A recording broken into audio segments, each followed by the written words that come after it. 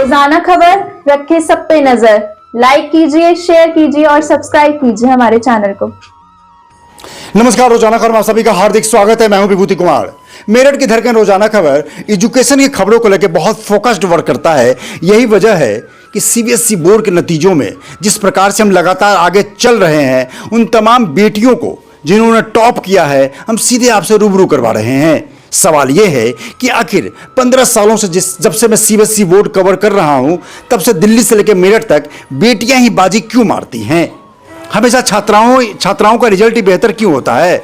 सवाल यह है कि सीबीएसई बोर्ड के नतीजों में जिस प्रकार से इस बार भी हर साल की तरह बेटियों ने परचम लहराया है, वाकई देश के लिए भी, परिवार के लिए भी और बेटी के लिए भी बहुत सुखद क्षण है।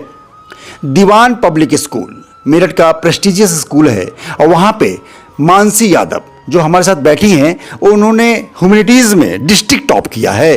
पूरे मेरठ जिले को टॉप किया है कला क्षेत्र में, ह्यूमैनिटीज़ में। सवाल है, हम सीधे मानसी से पूछेंगे कि कैसे पढ़ाई करती थी जो आपके लिए और आपके बच्चों के लिए फ़ायदेमंद हो। रोज़ाना खबर ये फोकस्ड इंटरव्यू इसलिए करता है, टॉपर्स के इंटरव्यू इसलिए दिखाता है कि आपके अंदर भी वो क्षमता है, बस उसे निखारने की ज़रूरत है। इस धरती पे सभी अच्छे होते हैं, बस काम करने के तरीकों से कोई आगे निकल जाता है और कोई पीछे रह जाता है। टॉपर्स इंटरव्यू में, CBSE board result topper interview में आज स्वागत करते हैं मानसी यादव का। नमस्कार मैम, कैसी हैं आप? मैं अच्छी हूँ। बढ़िया। हाँ जी। आज तो बहुत खुशी का क्षण है और दीवान स्कूल की आप छात्रा रही हैं, पूरे मेरठ जिले को आपने टॉप किया है। सबसे पहले क्विक रिएक्शन चाहता हूँ कि कैसा महसूस करी जब सबसे पहले ये जानकारी मिली? मेरे को स्कूल में जाके पता चला था कि मैंने डिस्ट्रिक्ट टॉप करा है। स्कूल का पता था स्कूल जाने से पहले, बट डिस्ट्रिक्ट का नहीं पता था, तो वो तो अलग ही रिएक्शन था डिस्ट्रिक्ट टॉप करने का। बहुत अच्छा, मतलब मैंने एक्सपेक्ट नहीं किया था कि मैं डिस्ट्रिक्ट टॉप करूंगी, बट स्कूल का तो था बट उसका नहीं था। बिल्कुल। मानसी यादव से ऑफ कैमरा हमने बहुत बात की, इनकी मम्मी से ही बातचीत हुई। सवाल यह है कि जब होनहार वीरवान के होत चिकने पात, बचपन से ही बच्चे का पता चल जाता है कि उसके पात, उसके लेन किस तरफ जा रहे हैं। टॉपर्स यूं ही नहीं होते, रातों रात नहीं होते, उसके लिए एक लंबी कहानी होती है, सफलता की बड़ी कहानी होती है जिसे गढ़ना पड़ता है। मानसी, एक बात बताइए, आप दीवान में किस क्लास से पढ़ रही थी? मैं नर्सरी से दीवान में हूँ। अच्छा, दीवान बेस, फिर उसके बाद जागृति बिहार दीवान और बिहार में नर्सरी से। नर्सरी से? हाँ जी। अच्छा, फिर वहाँ मेन विंग में चली गई? Main wing. तो सबसे पहले बताइए कि आज रिजल्ट आया, कितने सब्जेक्ट में किस प्रकार से नंबर हैं और कौन कौन सब्जेक्ट आपके पास? History 99, political 99, geography 100, legal 100, English 99।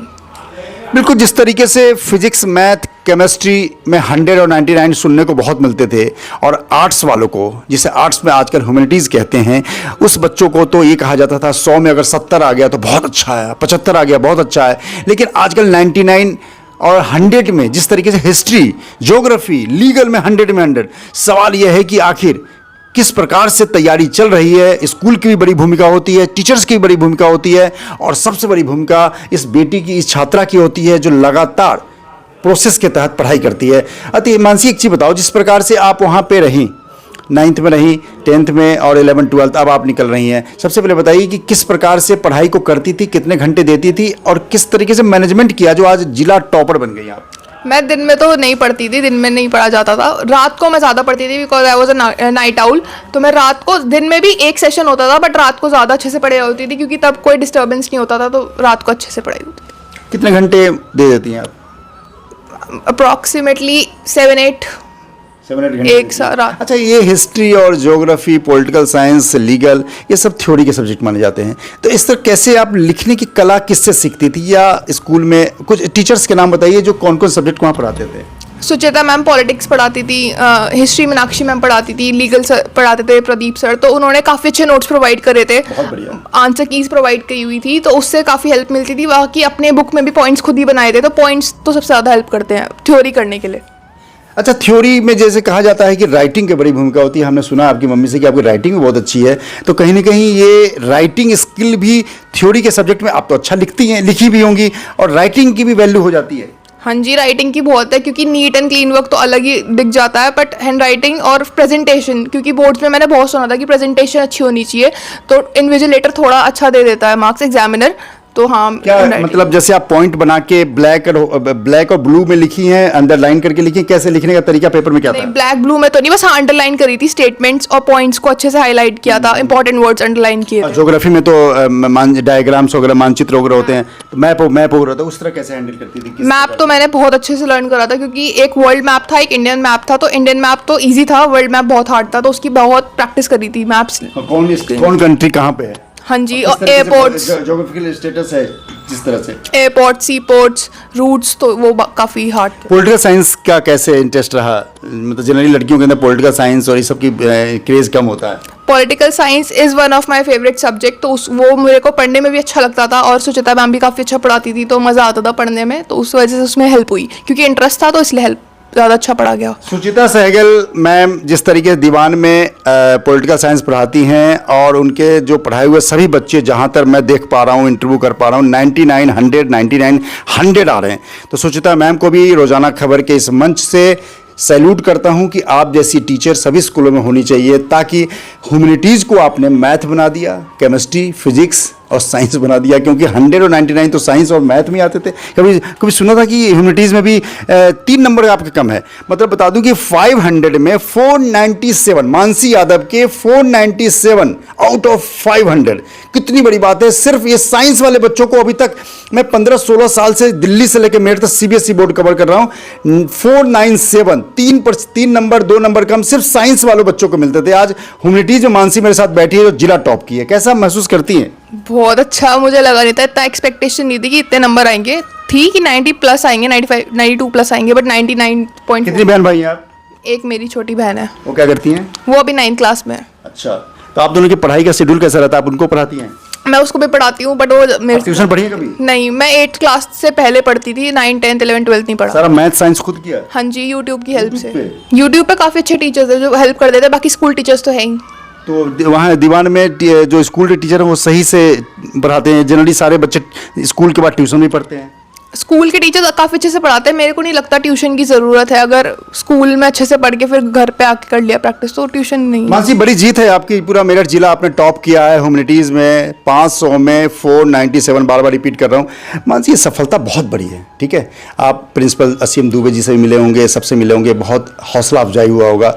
आपका नेक्स्ट जो टारगेट है वो क्या है? क्या बनना चाहती हैं और कैसे उसकी तैयारी करेंगी? पहले तो पॉलिटिकल ऑनर्स या हिस्ट्री ऑनर्स करके, फिर ग्रेजुएशन के बाद मेरे को यूपीएससी की तैयारी करनी है, सिविल सर्वेंट बनना है। बनना है। तो कहीं पे कोई रिलेटिव्स या घर में कोई ऐसा था, या किससे दो के प्रेरित हुई आप? कौन से सिविल सर्वेंट आपको अच्छे लगते हैं? अभी घर में तो कोई नहीं है, बट मेरी एक जिसे मैं एक दिखती हूँ वो सृष्टि देशमुख, वो मुझे काफ़ी अच्छी लगती है, क्योंकि उन्होंने फर्स्ट अटेम्प्ट में क्लियर कर लिया था। तो हाँ, मुझे भी मेरा मन है मैं फर्स्ट अटेम्प्ट में कर लूँ। ग्रेजुएशन से ही तैयारी शुरू कर देंगी आप? हाँ जी। बहुत बढ़िया। तो क्या कहती है, बहुत आखिरी सवाल, कैसे डेडिकेट करती है घर में, किसको श्रेय देंगी? मम्मी की क्या भूमिका रही, पापा की क्या रहे, और दादा दादी क्या, मतलब किस तरह की, कैसी तैयारी में आपकी सफलता में किन किन लोगों की भूमिका रही? सबकी थी। मम्मी बहुत हेल्प करती थी, जब मुझे स्ट्रेस होता था कि मेरा एक एग्जाम अच्छा नहीं गया, तो अगले मैं थोड़ा डीमोटिवेशन हो जाता था पढ़ने के लिए, तो मैं मम्मी से बात करती थी, दादी से बात करती थी, और पापा तो सपोर्ट करते ही थे। जब भी मैंने बोला नहीं होगा तो मम्मी। पापा बिजनेसमैन है? हाँ जी। बहुत बढ़िया, फिर भी आपको सपोर्ट करते थे? हाँ जी, पूरा। चलिए, हमारे रोजाना खबर पे जो भी देख रहे हैं इंटरव्यूज, उनको क्या कहना चाहेंगे जो 9th 10th की अभी बोर्ड के एग्जाम देने वाले हैं? कैसे तैयारी खुद करें? पे कॉन्फिडेंस रखो और कंसिस्टेंसी रखोगे तो हो जाएगा, इतना कोई हार्ड नहीं है।